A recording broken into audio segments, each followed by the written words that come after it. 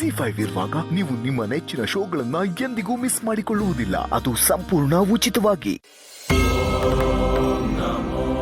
ಸ್ವಾಮಿ, ನನ್ನಿಂದ ಇಷ್ಟೆಲ್ಲ ಸಮಸ್ಯೆ ಆಗಿ ಹೋಯಿತು. ನನ್ನನ್ನು ಕ್ಷಮಿಸಿ ಬಿಡಿ. ದೇವಿ, ಇಲ್ಲಿ ಯಾವುದಕ್ಕೂ ಯಾರೊಬ್ಬರೂ ಕಾರಣರಲ್ಲ. ಕಾಲಚಕ್ರದಲ್ಲಿ ಎಲ್ಲವೂ ಹಾಗೂ ಎಲ್ಲರೂ ಸರಿಸಮಾನರಾಗಿ ಕಾರಣರು. ಒಂದು ಬಾಣ ಎದೆಯನ್ನು ಸೀಳಿ ಮುಂದೆ ಹೋಗುತ್ತದೆ ಎಂದರೆ ಆ ಬಾಣವನ್ನು ಹೂಡುವ ಬಿಲ್ಲುಗಾರನಿಗೆ ಬಿಲ್ವಿದ್ಯೆಯನ್ನು ಕಲಿಸಿದ ಗುರುವಿನಿಂದ ಹಿಡಿದು ಬಿಲ್ಲು ಬಾಣವನ್ನು ತಯಾರಿಸಿದ ವ್ಯಕ್ತಿ, ಬಾಣಕ್ಕೆ ಕೊಟ್ಟಂತಹ ಶಕ್ತಿ, ಬಾಣವನ್ನು ಹೊತ್ತೊಯ್ದ ಗಾಳಿ, ಬಾಣಕ್ಕೆ ಎದುರಾಗಿ ನಿಂತ ಎದುರಾಳಿ, ಇವರೆಲ್ಲರೂ ಕಾರಣರೇ. ನಿಜ ಸ್ವಾಮಿ. ಆದರೂ ನನ್ನಲ್ಲೊಂದು ಪ್ರಶ್ನೆ. ನಿಮ್ಮನ್ನೆಲ್ಲರೂ ಭೂತನಾಥ ಎಂದು ಕರೆಯುತ್ತಾರೆ. ಆದರೂ ಈ ಅವಘಡಗಳೇಕೆ? ಇದು ಅವಘಡವಲ್ಲ ದೇವಿ, ಅವಸರ. ಕಾಲಕಾಲಕ್ಕೆ ಏನೇನಾಗಬೇಕೋ ಅದೆಲ್ಲವೂ ಆಗುತ್ತದೆ. ಆದರೆ ಈ ಮಾನವರು ಅತಿಯಾದ ಆಲೋಚನೆಯಿಂದ, ಆವೇಶದಿಂದ, ಆವೇಗದಿಂದ ಅವಸರಕ್ಕೆ ಬಿದ್ದು ಜೀವನವೇ ಸಾಕು ಎನ್ನುವ ನಿರ್ಧಾರಕ್ಕೆ ಬಂದು ಇರುವ ಸಮಸ್ಯೆ ಸಾವಿನ ನಂತರ ಸರಿ ಹೋಗಬಹುದೆಂದು ತಮ್ಮ ಪ್ರಾಣವನ್ನು ತಾವೇ ಕಳೆದುಕೊಳ್ಳುತ್ತಾರೆ. ಸೃಷ್ಟಿಯ ಆರಾಧಿಸುವುದು ಆತ್ಮಗೌರವವಲ್ಲ. ಕೇಳಿಕೊಂಡು ಹುಟ್ಟುವವರು ಯಾರೂ ಇಲ್ಲದೇವೆ. ಆದರೆ ಸಾವನ್ನು ಕೇಳಿಕೊಳ್ಳುವ ಮೂಢರಿದ್ದಾರೆ. ಸಾವು ಅಷ್ಟು ಸುಲಭವಲ್ಲ.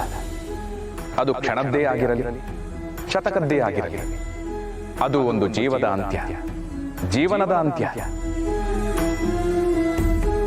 ಸಾವು ಬರುವುದು ಒಂದು ಗಳಿಗೆ ಮಾತ್ರ.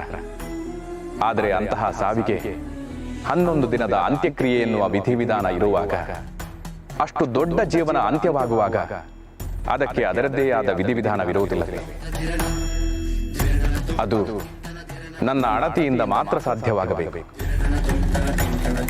ಇದೆಲ್ಲವನ್ನೂ ಮೀರಿ ಬಯಸಿ ಬಯಸಿ ಸಾಯುವವರನ್ನು ನಾನು ಎಂದಿಗೂ ಕ್ಷಮಿಸಲಾರೆ. ಅಂತವರು ಆತ್ಮಗಳಾಗಿ ಮುಕ್ತಿ ಇಲ್ಲದೆ ತ್ರಿಶಂಕುವಿನಲ್ಲಿ ಒದ್ದಾಡಬೇಕೇ ಹೊರತು ಅಂತವರಿಗೆ ಮೋಕ್ಷ ಎಂದೆಂದಿಗೂ ಸಿಗದ ಶಾಪ. ಶ್ವಾಸವಿದ್ದರೆ ವಿಶ್ವಾಸ ಖಂಡಿತ ಬರುವುದು. ವಿಶ್ವಾಸ ಬಿಟ್ಟುಕೊಳ್ಳದೆ ಶ್ವಾಸವನ್ನು ಕಳೆದುಕೊಂಡರೆ ಅದು ಜೀವರಾಶಿಗೆ ಮಾಡುವ ಅವಮಾನ. ಪ್ರೀತಿಗೆ, ಮೋಸಕ್ಕೆ, ವಂಚನೆಗೆ, ಹತಾಶೆಗೆ, ವೈಫಲ್ಯಕ್ಕೆ ಸಾವೇ ಉತ್ತರವಾಗುವಂತಿದ್ದರೆ ಊರು ತುಂಬಾ ಸ್ಮಶಾನವೇ ಇರುತ್ತಿತ್ತು. ಕೂತ ಜಾಗ ಚಟ್ಟವಾಗುತ್ತಿತ್ತು. ಭೂಮಿಯ ತುಂಬ ಹೆಣಗಳ ಅಟ್ಟವೇ ಆಗುತ್ತಿತ್ತು. ಕೇವಲ ಪ್ರೀತಿ ಸಿಗಲಿಲ್ಲ, ಪರೀಕ್ಷೆಯಲ್ಲಿ ಉತ್ತೀರ್ಣರಾಗಲಿಲ್ಲ, ಅಂದುಕೊಂಡದ್ದು ನಡೆಯಲಿಲ್ಲ.